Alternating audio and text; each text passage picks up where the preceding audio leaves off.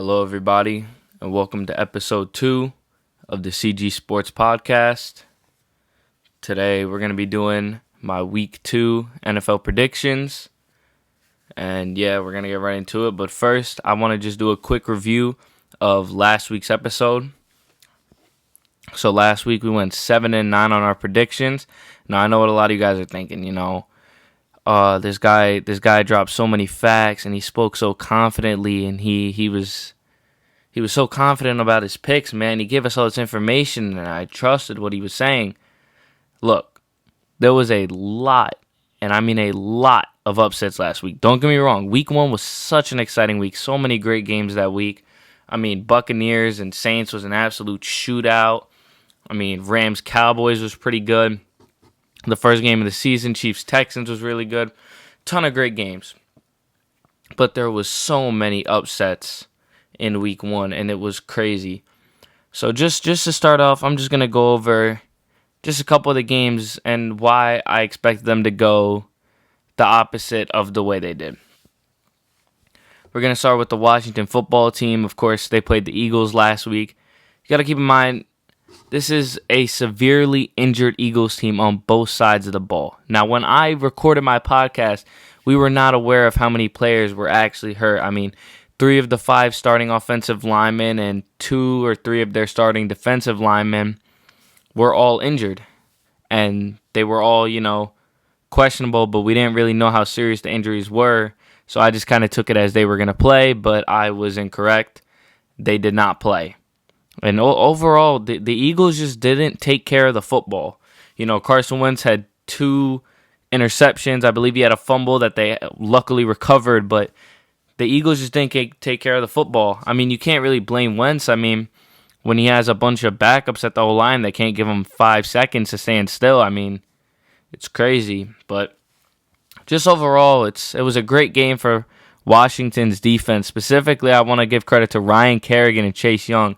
I mean, to go down 17-0 going into half, I mean, they did score. They got their touchdown like the last minute. So really, going down 17-7 at half, feeling kind of hopeless. And just to go in there, get pressure on the QB, get some momentum, and kind of flip the game, give the whole squad momentum. It was a great job by those guys.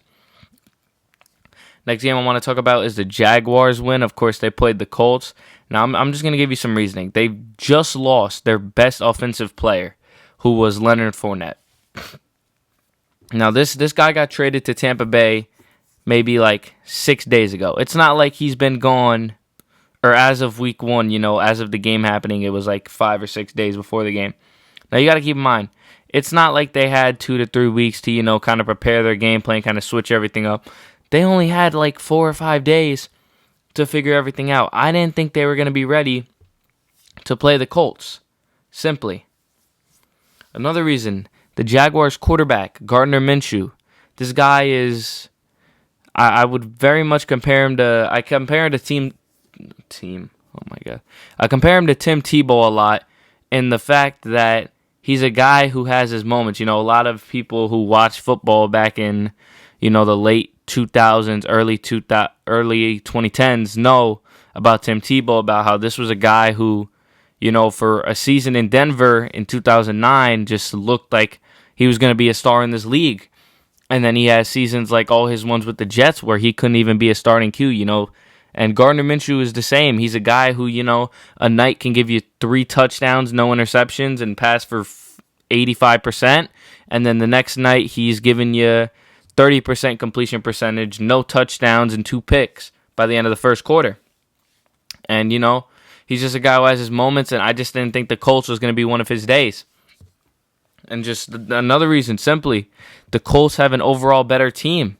From the way I see it, I just don't see a position where I'm like, yeah, the Jaguars have the Colts beat there.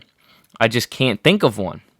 And I had so much confidence that the Jaguars were going to win, that the Colts were going to win just because the Jaguars just looked completely outmatched. Next game we're going to talk about the Raiders. Now, Raiders played the Panthers last week. This game, to me, looked like a no-brainer. I mean, same thing as the Jaguars. Raiders just look completely outmatched on paper.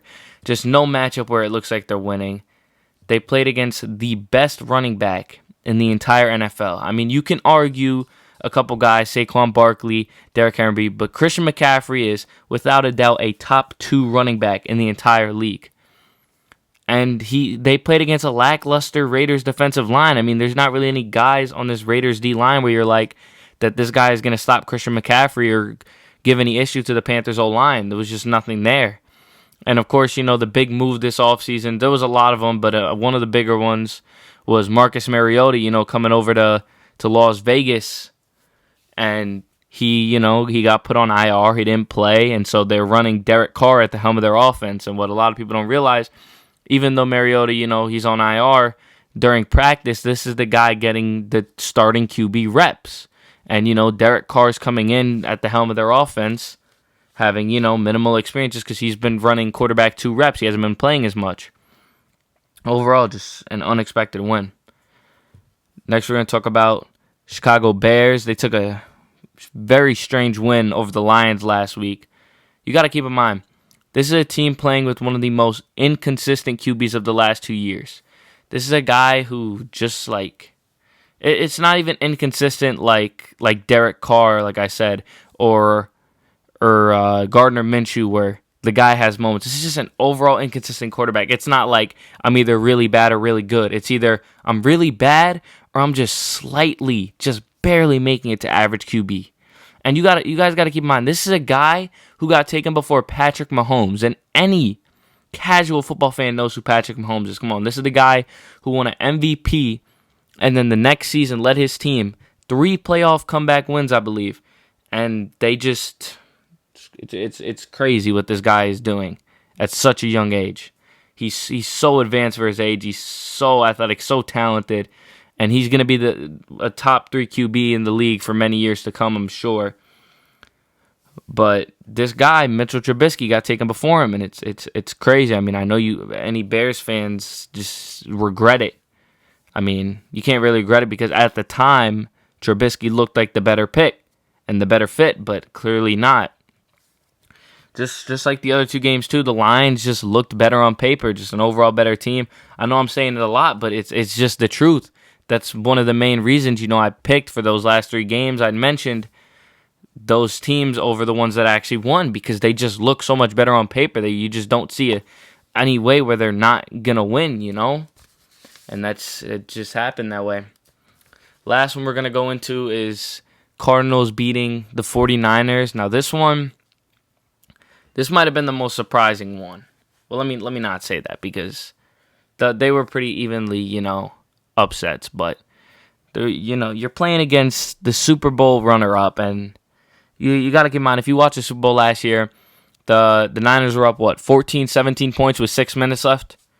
You gotta think they're gonna win that game. And for a moment, a lot of NFL fans, including myself, we really thought wow, Patrick Mahomes, this guy made these 3 big comebacks, and in the big game, he's just gonna come up short. And of course, he proved us all wrong. He did it again. But for a moment in time, it really looked like the Niners had stolen a Super Bowl from the best QB in the league. But obviously, this is not what happened. But Niners, they came back at full strength pretty much. I mean, they lost to Forrest Buckner in free agency, and they lost Matt Breida. But other than that, this team just came back at full strength. Jimmy G still running the QB, got Raheem Mostert at the running back, Emmanuel Sanders brought in, Deebo Samuel, and then if you want to talk on the defensive side of the ball, still got Nick Bosa down there, and they got Richard Sherman, kind of at the helm of the secondary. Not necessarily the best player in the secondary, but, just an all-around leader. And just another thing, I just felt it would take more time for the new Cardinals offense to get some chemistry. You got to keep in mind, as I said in last week's episode, these guys haven't played any preseason games yet. They have no experience besides, scrimmages with their teammates and, just practicing. I thought it would take more time for Kyler Murray and DeAndre Hopkins to kind of get everything together. And, I mean, they proved me wrong, all right, because they really showed up. They scored that late touchdown with, a minute and a half, 2 minutes left. Put one in, and that's all they needed. All right, that's it for this recap of last week. We're going to get into this week's game, starting with the Thursday night game. We got the Cleveland Browns and the Cincinnati Bengals. Of course, 2 teams that lost in week 1, but I got to say, these 2 teams, even though they lost, both did not look bad at all. The Browns' offense looked really good. last week against the Ravens. Obviously, they just played a far better team. The chance of them winning, just weren't the best. But the Browns' offense did not look bad in the slightest. Baker Mayfield, he got a lot of hate last season. He looked sharp out there week one, hitting his targets, not really being too clumsy with the ball. His snap counts looked good. Everyone kind of seemed, on the same page. And same thing for the Bengals. They looked really good on both sides of the ball. And I got to say, Joe Burrow seemed very comfortable in the offense. You see a lot of you don't see it very often with these rookie QBs that can come in and just be so comfortable. I mean, the man threw for 2-3 touchdowns. The man looked so comfortable and just so adapted at such a young age. And you don't see it often, especially from these number one picks, because these number one picks, especially at the QB, they get a lot of pressure put on them. And you don't see these guys come in very often as a rookie and really run an offense like we've seen it in the past. 2012, Andrew Luck, 2011, Cam Newton. You could even go as far back to talk about Michael Vick in 2004 with Atlanta. These are just guys that come in and they just dominate right from the start, and they never take their foot off the gas. And so far, I mean, we can't really speak. It was 1 week, but so far, Joe Burrow, he looks good, man. I mean, they lost the game, but he looked good. And I mean, personally, just off this game, I think it's going to be a close game. These are two pretty evenly matched teams. I think the big difference maker here is just going to be which defense can figure out the other's offense first. And personally, I love Joe Burrow. I think he's going to be really good this game. I don't think he's got it against Cleveland. Browns take it 31-24. That's all I got it. Let's move in. We only had one Thursday game this week, just like last week. Going to move into the Sunday morning/afternoon games. Starting us off with the Giants and the Bears. Of course, these are teams played tough matchups last week, just overall better teams. The Giants, of course, played the Steelers, and the Bears played the Lions, just playing against teams that look better than them. Giants, of course, dropped a tough one to the Steelers, but honestly, the offense didn't look bad. Anyone who watched the game, you saw Daniel Jones made a beautiful pass. I believe it was to Darius Slayton, maybe? Or it might have been to Sterling Shepard. He made some pass. He dropped back in the pocket. He was probably like the 45-yard line. Threw a pass in the end zone, put it right over the safety's head. He put it right in between two dudes, right over the linebacker, right under the safety. Put it right in the end zone. Beautiful pass by that man. And just overall, the offense looked good. Saquon personally did not have the best game, but other than that, the offense looked good. But I think for the Giants, the big issue is really the defense. They had no answer. The Steelers, they really put it on them. Juju had a day. Big Ben, as I said, proved himself that he still has what it takes. So far, at least it looks to be. But so let's move to the Bears. Bears coming off a close win over the Lions. Came down to the last play. We saw, if you watched the game, the Lions kind of brought it all the way down the field, got to like the 15-yard line, threw up a Hail Mary to win the game, just didn't get it. Bears, I think, are going to ride the momentum of their win last week. Just ride with it. Expect another good game from Allen Robinson, Tariq Cohen, maybe even Trubisky. Maybe he'll learn how to play some football. We'll see. I got Bears taking it 27-13. Next, let's move on. Rams versus Eagles. Rams coming off a close win to the Cowboys, and they're playing another NFC East team this week, and of course the Philadelphia Eagles. Rams offense looked very good last week, I must say. For having no Todd Gurley, looked great, and they really didn't have a lot of struggles. The Eagles, of course, on the other hand, practically identical injuries to last week. Last week was a horrible struggle, as I said earlier. Got upset by a team in a game they absolutely should not have lost. For the Eagles to win this game, it really does not look likely, but they're going to have to find a way to play through their injured roster. Look, they're bringing some guys back. I know for sure they said Miles Sanders is returning. Everyone else is just kind of questionable. Maybe they'll play, maybe they won't. But Miles Sanders is definitely coming back, so that'll be huge for them. Another thing, like I said, they need to take care of the ball if they want to win. Wentz threw, like I said, 2 picks, and he fumbled once. Just so you can't be having stuff like that. It's just, it's unacceptable, man. And it's not his fault because, it's just injuries on the line. We've seen in the past he takes care of the ball, but he's just got to be extra cautious this week. And, however many weeks until this team gets back to full health. Eagles, Oh, Lord, pray for the Eagles. Going to have some major problems this week with that Rams defense. They got Jalen Ramsey out there, Aaron Donald, Leonard Floyd. We can go on and on about the guys that are just going to put it on this Eagles offense this week. Overall, though, injuries are just going to be too much for the Eagles to handle. I think they'll be able to put up, 2 touchdowns and a field goal. But Rams take it 31-17. We're going to move to the Falcons and the Cowboys. These are two teams that lost their first games of the season. But I must say, two well-rounded teams on both sides of the ball. Both these teams, they really don't have too many weaknesses. But, they both took losses. Of course, the Falcons last week just took a tough loss, man. And the Cowboys lost a close one to the Rams. I really thought the Cowboys were going to be able to take one on the Rams. Falcons, of course, played Seattle, so they were in a rough spot. But Falcons' big three though definitely looked really good last week. They just they happen to play an arguably top 3 team in football in Seattle, but they look good. Todd Gurley was really pounding the rock. Matt Ryan was throwing the ball well. Julio was coming down with some good passes. Overall, they look good. Cowboys too played decently well last week, but they just couldn't finish it in the fourth quarter. I think for sure this is easily, if you're going to watch one of the games this week, please make it Falcons and Cowboys. This is going to be a great game, I promise you that. This game, it should be down to the wire unless one team really shows out or doesn't show up. I know there's a lot of injuries for Dallas this week. Blake Jarwin, Leighton Vander Esch, a couple other guys, but I think this game's still going to be close. Falcons take it 34-27. Going to move to Panthers and Bucks. Once again, two teams that lost their first games in arguably the toughest division in all of football.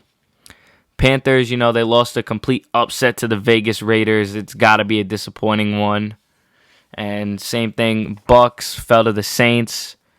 It's just, as I said, it's the lack of chemistry. I still thought the Bucks were going to win. If you go watch last week's episode, I still thought the Bucks were going to win despite the lack of chemistry, but they really proved me wrong. Them Saints, man, they proved how important, chemistry and knowing your guys is, because they really put it on them. Panthers, on one hand, their offense looked good, but they just had no answer for the Raiders' offense. And I'm expecting a repeat this week. I don't think the Panthers are going to have an answer to Tom Brady, Rob Gronkowski, Chris Godwin, Mike Evans, all these guys. I don't think the Panthers' defense is, ready for that. Bucks, of course, too, played well last week. Just a slight lack of chemistry left them unable to beat the Saints. It's as simple as that. I think there's going to be some improved chemistry from the Bucks this week. They've had one game to kind of adjust. Obviously, it's going to take time, but I think it'll definitely look better this week. Panthers going to have another good week offensively. I think, look for Christian McCaffrey, DJ Moore, Curtis Samuel, Teddy Bridgewater, all these guys to have some good games, but just no answer on the defense. Bucks take it 37-23. Got another one. San Francisco 49ers and New York Jets. Niners, they played well last week, but they choked the game in the last 5 minutes. I just got to speak on that again, man. 49ers, you had the best defense in the league last year, without a doubt. The best defense in the whole NFL last year. You're coming back this year. You lost to Forrest Buckner, so that's a little tough, but still. How do you let a Cardinals offense that literally just has 2 good players on it, how do you let them score? How do you let them drive all the way down the field in crunch time? I really don't get it. But it is what it is. The Jets, on the other hand, they got demolished by the Bills. Oh my God, they went down 21-0. I'll give them credit. They did score. They didn't get shut out, but Josh Allen and Stephon Diggs were just too much, man. I'd expect the Niners to pound the run this week, make some use out of Raheem Mostert. Maybe we'll see some end arounds to Deebo Samuel. I'd like to see some of that. Just the Jets' defensive line and linebacker core, I don't think they're going to have an answer to the Niners this week. I'd watch for some big plays, some one of these speedy receivers from the Niners. Like I said, Deebo Samuel, Emmanuel Sanders. I just expect one of these guys to just burn the safeties, go straight over the top, and just make a play. Simple as that. Overall, though, the Jets, I think they're just going to be horrendous this week on both sides of the ball. Niners breeze to a win, 31-13. Next game we got Broncos and Steelers. Broncos lost last second to the Titans. They looked all right, but obviously, there were some issues there with Denver. Steelers coming off an easy win to the Giants. They pretty much blew them out. Even though the Giants looked really good, their defense was the biggest issue, like I said earlier. They just had no answer. So, despite, having a decent offensive game, their defensive outing was just not there. Broncos coming in with a lot of injuries this week. Cortland Sutton already, questionable, where I'd make the assumption he's not going to play. A.J. Bouye out this week. Phillip Lindsay out this week. Bradley Chubb out this week, which means all the offensive load is on Noah Fant and Melvin Gordon. Many Steelers players also did not participate in practice this week, like Ben Roethlisberger, Juju Smith-Schuster, James Conner, Maurice Pouncey, Stephen Tuitt. But I'd expect all these players to be good come game time. I don't see any serious injuries. I think they're just resting these dudes. They should be fine. Everybody's going to play. Steelers, honestly, they should get an easy win here if the Broncos aren't able to get healthy by Sunday, which I really do not expect them to. Steelers are taking it 27-13. Next game we got the Jacksonville Jaguars and the Tennessee Titans. Two teams starting off the season 1-0, which I did not think I'd be saying this week, but we are. So the Titans offense, they look good against a solid Broncos defense. Obviously the Broncos without Von Miller, but still, Titans look sharp out there. I saw a lot of A.J. Brown. Saw a lot of Corey Davis. Corey Davis looked really good out there. And, of course, the big guy, Derrick Henry. And I'd look for him again this week, Derrick Henry. Jaguars D-line, they just lost Yannick Ngakoue, who was their best defensive lineman. This dude was just holding everybody out. They don't got him no more. Look for Derrick Henry to go in this week. Of course, if we're going to talk the Jaguars, we already spoke on their game against the Colts. Undeserved, but they got it. They look good with Minshew, DJ Chark, and actually Keelan Cole. This is a guy who I didn't know of, but I saw him. He made some nice catches this week, Or not this week. What am I saying? Last week. Keelan Cole looked good. Look for him again. Should be a pretty close game. Basically all offense for the most part. Titans take it 20-16. Next game we got Lions and Packers. This is, of course, NFC North divisional matchup. Huge game here for both teams. Packers coming off an easy win over the Vikings where it looked close at the start, but Aaron Rodgers just pulled it away like he does. Lions, on the other hand, we already spoke on this, lost a close game to the Bears. Both teams, though, like we said, looked really good offensively. Of course, I said with the Lions, Kenny Galladay got involved, TJ Hawkinson, Adrian Peterson. All these guys looked really good coming out there. Same thing with the Packers. The A-Rod to Devontae Adams connection was right there. Aaron Jones looked okay. Just both these teams look good. Packers, of course, are better overall on the defensive side of the ball. Packers defense, I think, is the game changer here, because the Lions, they don't have any answer for Green Bay, and it's clearly shown. They let the Bears put 23 points on them. I can't imagine what Green Bay is going to do to them. Green Bay is going to take it 34-23. Should be a breeze. Next game we got Bills and Dolphins. Bills, like we said, coming off an easy win to the Jets. Dolphins trying to come back from a tough loss to Cam Newton.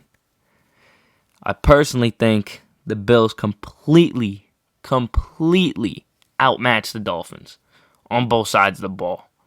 You got to look at this Bills team. Their defense, even though they don't have a lot of big names, they just play well together. And we all know that. And, on the offense, they do got the big names. They got Josh Allen, Devin Singletary, Stephon Diggs, Cole Beasley. They got some guys. And I think the Dolphins' defense is going to have no answer for these guys. All these weapons, they're not ready. The Dolphins, listen, they made some decent pickups this year, but they are not ready for that Bills team that is on pace to take the division. Bills take it 27-9. Next game we got the Vikings and the Colts. This one should be a good one. Colts, of course, coming off a close loss to the Jags that we've already spoken on 3 times, so I won't go over it again.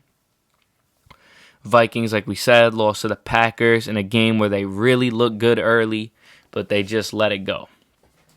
I think the Vikings, better built team, better coached, better players, just everything. There should be no issues here for Minnesota.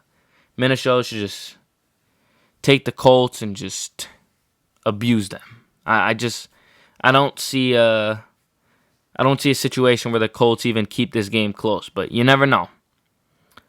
I'd expect to see some big days from Adam Thielen and Dalvin Cook. If you got those dudes on your fantasy team, play them. They're going to do good today. I promise you. Vikings take it 27-13. Next game, we got the Washington football team and the Arizona Cardinals. 2 teams, like we said, won week 1. Washington took a win over an injured Eagles squad. But despite this, no one thought they were going to win. Like, no one. Even with all these injuries on Philly, everyone still thought Philly was going to take it, including myself. But things happen, man. Arizona, like we said, won against Super Bowl runner-up, where they scored a late touchdown to win the game. I'd expect to see a similar game from the Cardinals this week. Washington, not so much. Kyler Murray, D-Hop, continuing to score the ball. That's all we're going to see this week. Obviously, the Cardinals got some other guys, but that's the main 2.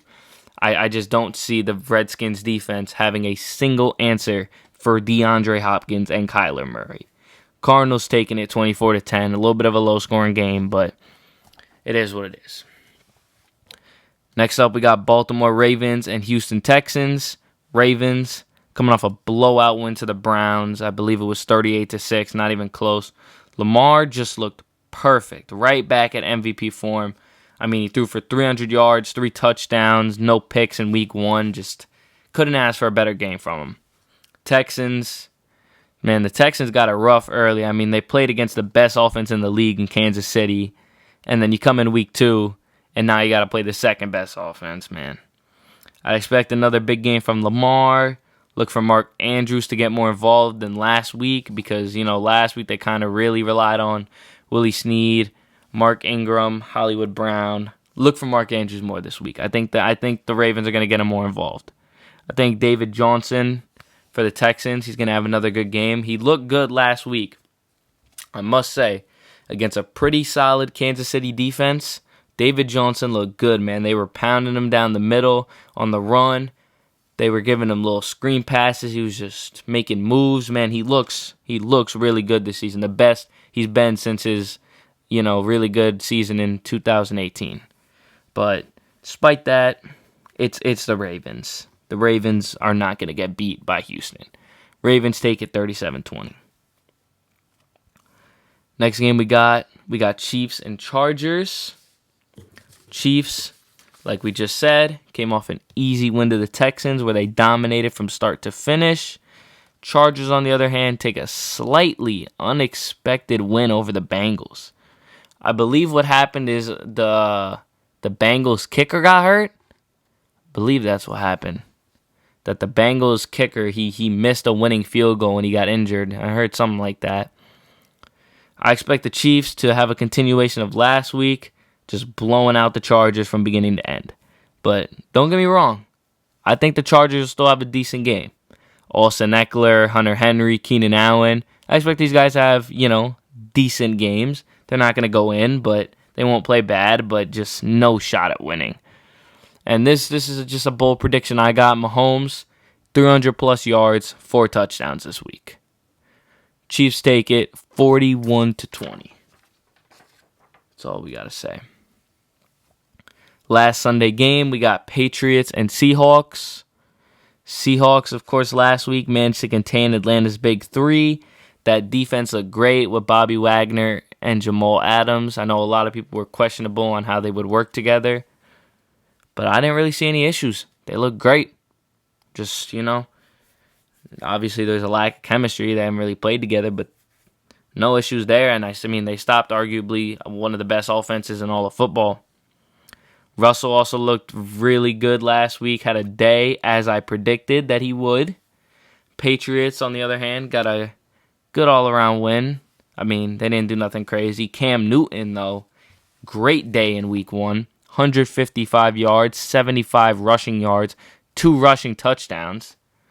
And then on the defensive side, and I didn't even know about this dude until I watched this game, Adrian Phillips, safety for the Patriots. I didn't know who this dude was, but I was watching the game. This dude was all over the field. 8 tackles and a tackle assist.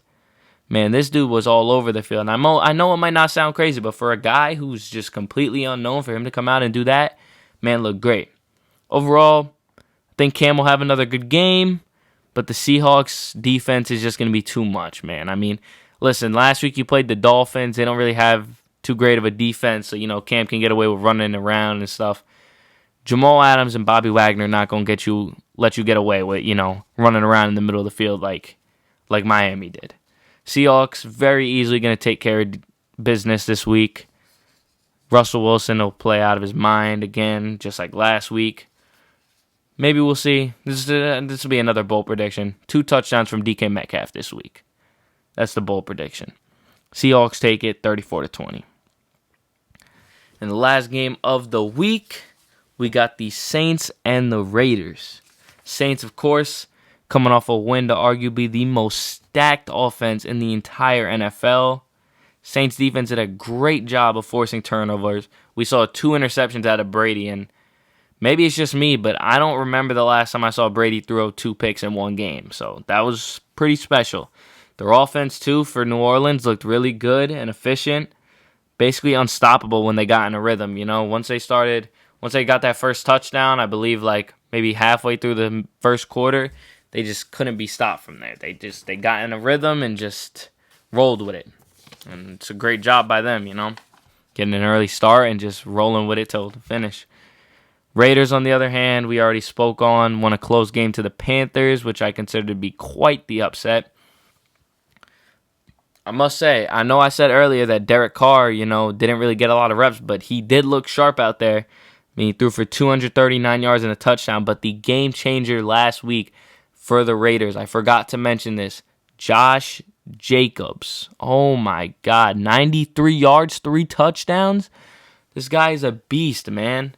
It was honestly, this dude's his rookie season was unbelievable. This guy is a beast. He's gonna be an issue for the next few years. But Raiders riding the momentum of their win. I don't think they stand a chance against the Saints.